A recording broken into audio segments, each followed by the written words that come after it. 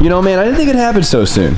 Honestly, this thing was short-lived in here, right? Yeah, but she did me so well. It was worth it, for sure. I mean, well, you also didn't, like, think you were going to be doing this today, really. Yeah, not at all. Or at least a week ago, you didn't think you'd be doing this today. Not at all. So, if you guys are confused right now, watch yesterday's video. You really should. It's a good video.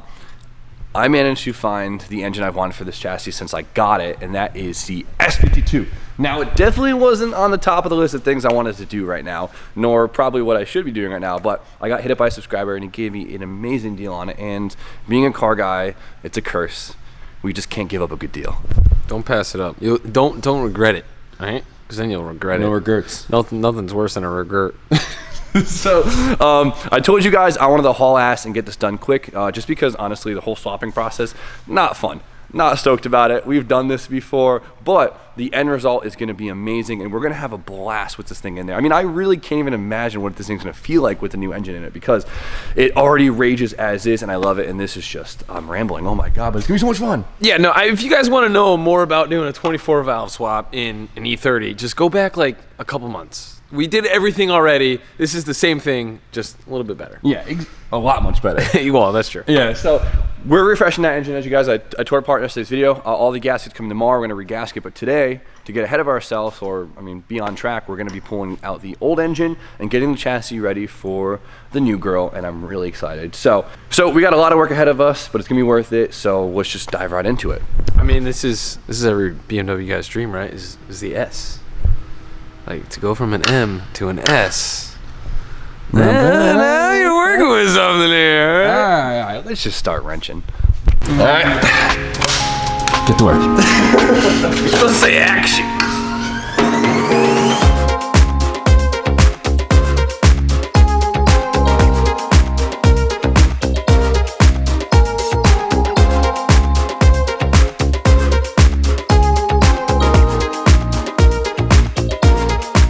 We're gonna take the intake manifold off in the car because BMW engines, they look really nice and clean and simple, but no.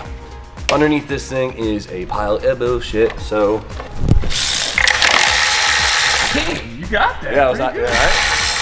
Sometimes you get a lot of torque with this thing. If you come in, run it, just. Oh, yeah. I heard it. Yeah, you heard it, right?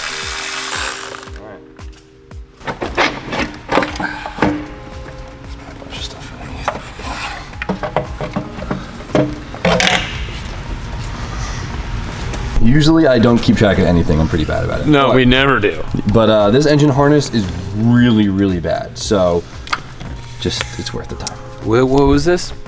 I remember this. Cam angle sensor? Yes. Now the last pain in the ass part in the engine bay is what, B? The exhaust. Yeah, the headers. These, for some reason, like an LS, has 5 bolts to hold on a whole header. It might even be 4. LS1 is, I think, 5, and then up after that's like 6. Okay, 5 or 6. These, on the other hand, oh my God. There is literally, what, 2, 4, 6, 8, 20, 24. There is 24 header bolts. They were looking out, though. Good old Hans back in Germany was thinking to himself, you know what really sounds like a bag of dicks? A leaky header. Yeah, we can't have none of that. So I will see you guys in about 13 hours after I unbolt every single header bolt. Many minutes later. What are you doing in there? What's up, doggy? Hey, man. Not having a good time, that's what. So these headers are cool because they give you enough room to get to all the nuts. Doesn't mean it makes it easy, though. So Brian's unbolting the trans and the drive shaft, and then all I have to do is the motor mounts, and this thing should just come right the heck out. Right, I don't think that's how you use. Right, that's not how you use it. Dude, just I'll grab the engine. You put it down here. Wheel her in, Josh! Keep it coming down. Lip it deeper. Hold her steady. Oh God. Hey man, what's going on? What are you doing? Hey Pansy. Doesn't want to go. This is just for YouTube. Don't judge me. You're already judged. And you come, all our hard work.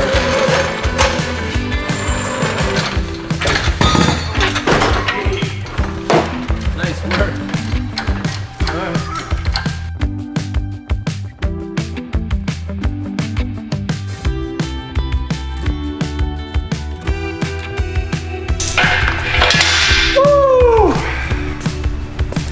This makes me so happy yet so sad at the same time. No, it went pretty smooth, although it should have because we did just put it together. Engine's out, of course, but we still have so much work to do. So we actually need to rob the oil pan from this engine, which is kind of a pain in the ass, but I was gonna do the gasket anyway, so whatever. This has a front sump pan. So this actually came on a E39, what is it? E34. E34, okay, there's a lot of 30 something. So this is like the only front sump pan for these cars, and since, you know, the whole steering rack assembly, you have to go front sump on the E30s. That's easy, swap them over. And then of course we have to put our clutch on it and then our intake manifold and all the accessories, and it's really not that bad. So trans off, get the clutch off and make sure that's all straight, and then we should be good to go. Sound good? Sounds good. Yeah, I would be interested to see what the clutch looks like after. A lot of clutch kicks. Yeah. And I never broke it in. No. No.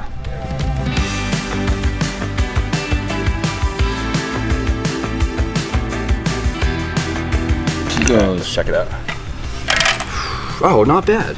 Not great, but not bad. Clutch disc is good. There's a little bit of slippage here and there, but for Actually, it's pretty smooth though. yeah, not bad for how. Okay, well my throw-up bearing just fell out, so that makes me feel great. Don't worry, we're going to a different crank this time. That's crazy. That's not good. Well, how crazy did you pull the tranny off? Did you just like drop it? Maybe that's why. Yeah, maybe the training like kind of. This thing has been used and abused, but I'm gonna throw it right back in, and we'll have no issues for a while still. So This is exciting. Oh. pain in the ass.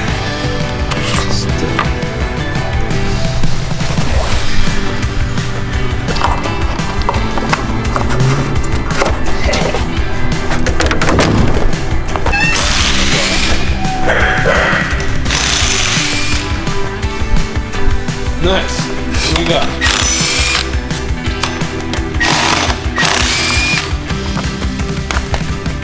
Flywheel. Yeah, the flywheel looks really good, man. Hey, it'll work. Yeah, it'll look great.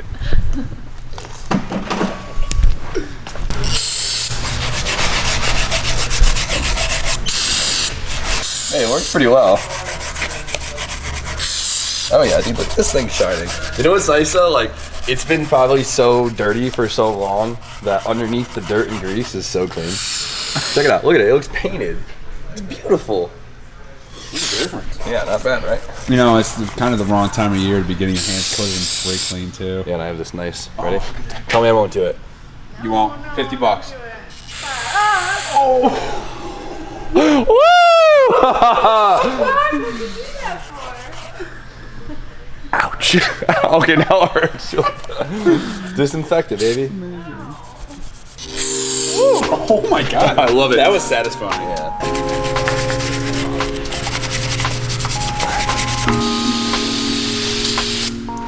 Nice.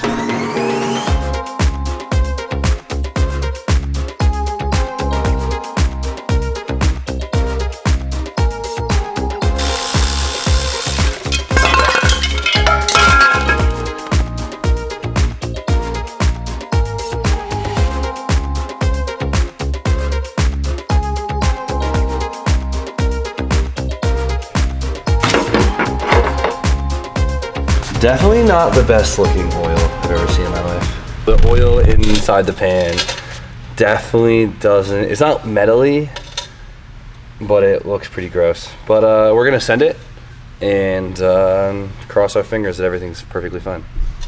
Nothing's healthier than getting a problem and just ignoring it. Right, Drew? Correct. Yes, folks. There you have it.